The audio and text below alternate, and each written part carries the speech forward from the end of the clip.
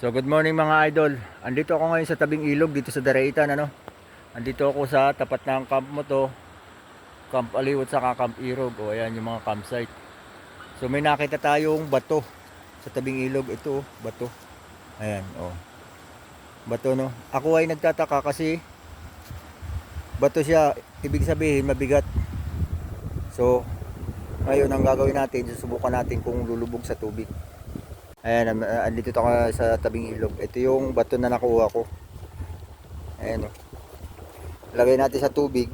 Ako nagtataka ako kasi magaang eh. O, subukan natin kung lulubog sa tubig ano. O, ayan o. O, ito yung batong. O, bato yan mga idol. Pero lumulutang. O, ayan o. Ano kayang klaseng bato yan?